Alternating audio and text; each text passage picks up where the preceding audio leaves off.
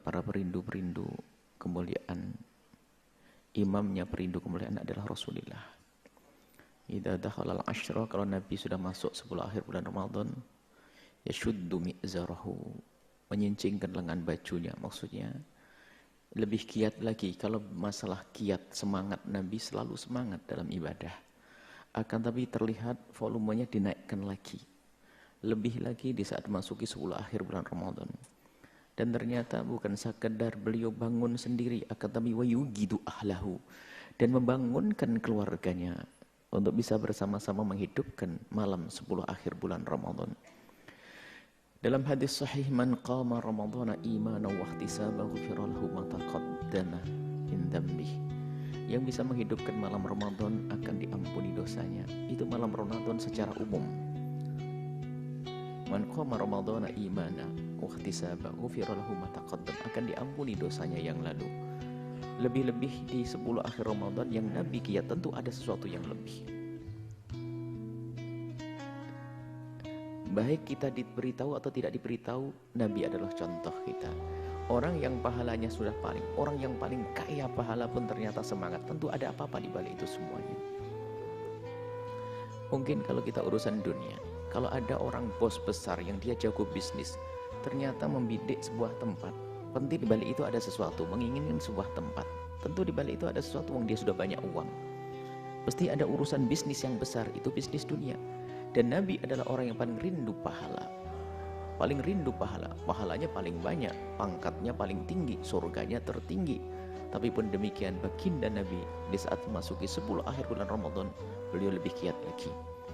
Dan Nabi disebutkan dalam hadis Inna Nabi sallallahu alaihi wasallam, bahwasanya baginda Nabi itu Inna Rasulullah kana ya'takifu, bahwasanya Sayyidina Nabi itu ya'takifu, beriktikaf fil ashr, ya'takiful asral awakhir, 10 akhir Ramadan.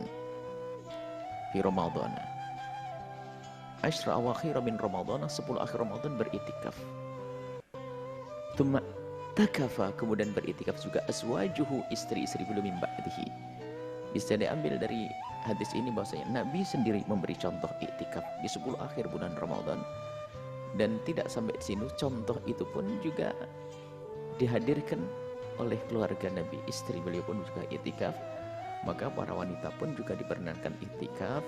Akan tapi yang harus kita perhatikan adalah kehormatan seorang wanita, apakah tempat tersebut layak atau tidak layak. Jika masjidnya sempit, terlalu banyak laki-laki, maka lebih baik wanita untuk membangun malam di rumahnya masing-masing. Atau memang ada sebuah masjid yang dikhususkan untuk wanita, atau masjid besar sehingga di saat harus dibagi antara pria dan wanita bisa terhormat, boleh datang ke tempat tersebut. Tentunya dengan keberangkatan yang terhormat, bukan di malam hari jalan sendiri, tidak ada yang menemani, tidak terhormat, jangan. Artinya wanita pun boleh beriktikaf. Kemudian hukum iktikaf adalah sunnah yang sangat dikukuhkan. Dan cara iktikaf di dalam mazhab kita Imam Syafi'i sangat mudah. Ada mazhab lain yang harus dengan puasa dan sehari semalam utuh. Tapi dalam mazhab Syafi'i tidak, lahdoh, biarpun sebentar kita duduk niat iktikaf sudah mendapatkan pahala iktikaf. 1 jam, 2 jam, 3 jam pahala iktikaf.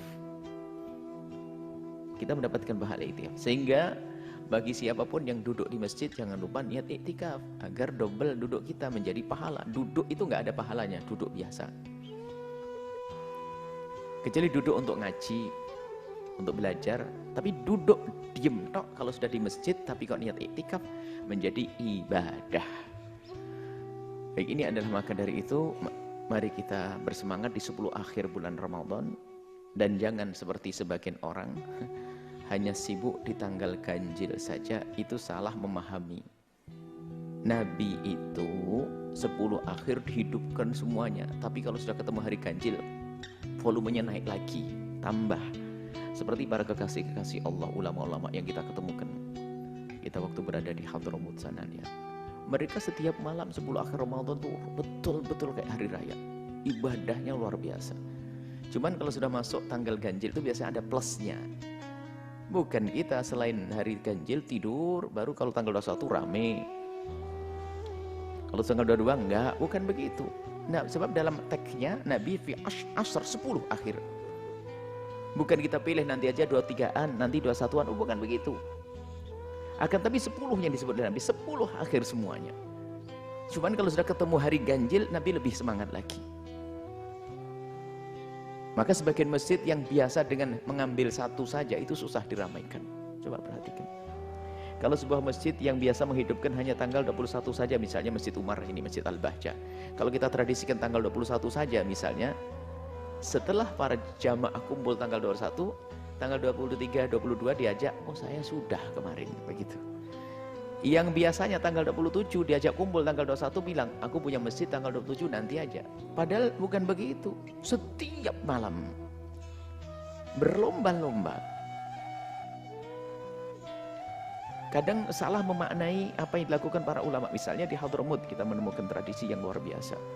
Memang ada khatam Quran itu tanggal ganjil 21 di ini, 23 di mana, misalnya di Masjid Muhdhar, di masjid ini. Itu gebiarnya, puncaknya. Bukan berarti di hari yang lainnya sepi, nggak ada orang iktikaf di situ.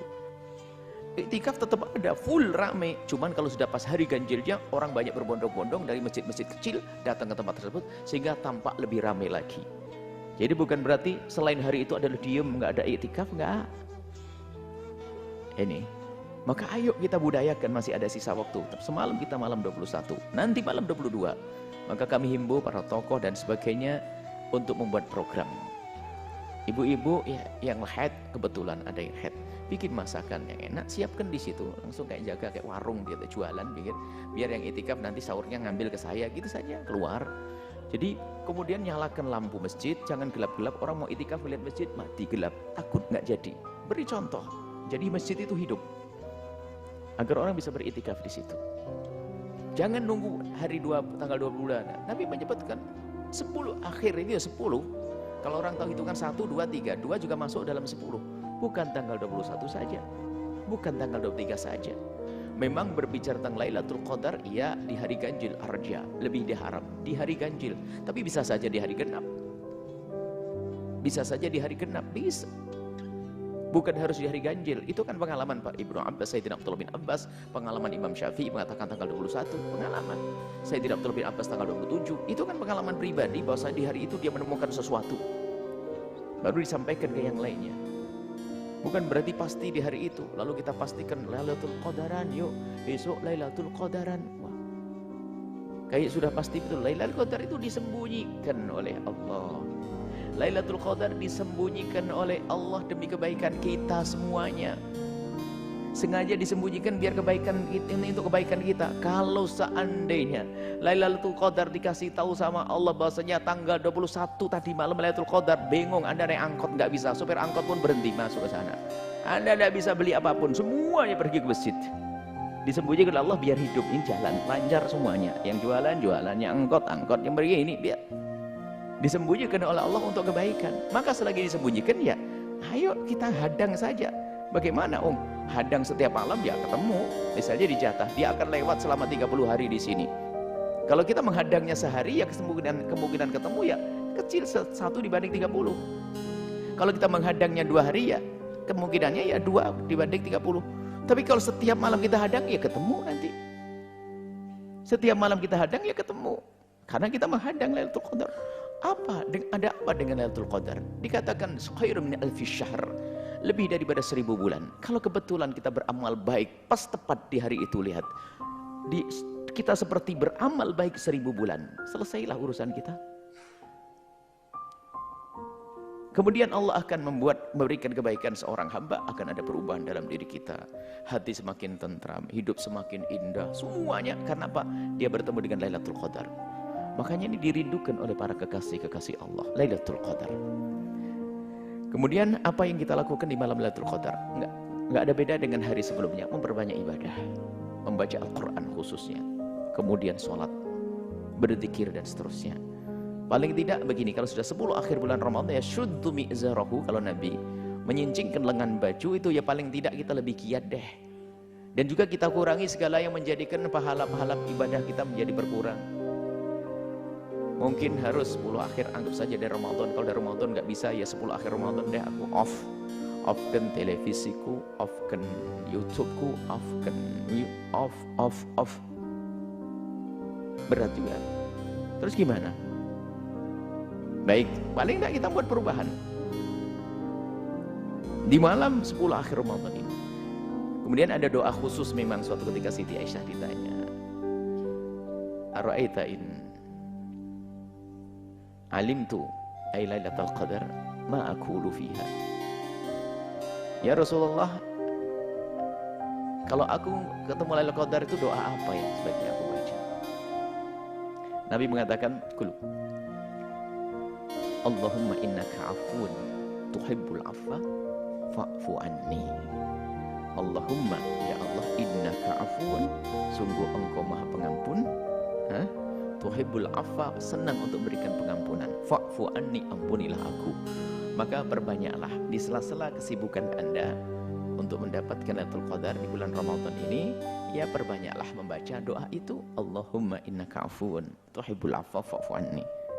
Ini doa. Kemudian juga ini hadis Nabi. Kemudian ada juga hadis yang memang ulama berselisih faham tentang kesahihannya. Yang jelas ditulis oleh Ibnu Hibban dalam kitab Sahihnya. Kemudian juga ulama seperti itu ada permasalahan, ada salah satu perawi Ali bin Zaid ibn Jad'an, salah satu perawi yang dikatakan dia diduga bahwasanya dia lemah sehingga hadisnya tidak terima. Ternyata orang ini, Ali bin Zaid ini, dianggap ternyata oleh ulama hadis yang lain dianggap sebagai orang yang kuat, bisa dipakai. Artinya ada satu hadis yang ulama berbeda tentang kesahihannya. Ibnu Hibban mengatakan hadis ini sahih. Di situ disebutkan bahwasanya hadis panjang, hadis Salman Al-Farisi. Di antaranya bunyinya, istakthiru min arba'i khisalin. Berbanyaklah engkau dengan 4 hal. Nah, khoslatani, 2 hal. Khoslatani turduna bihima rabbakum. Dengan 2 hal itu, 4 hal. 2 hal, dengan 2 hal kau akan menjadikan Tuhanmu ridho. Allah akan ridho kepada kita. Allah indah. Apa itu? Wa khoslatani, dan 2 hal, la hina lakum anhuma, 2 hal yang kau sangat memerlukannya, mau tidak mau.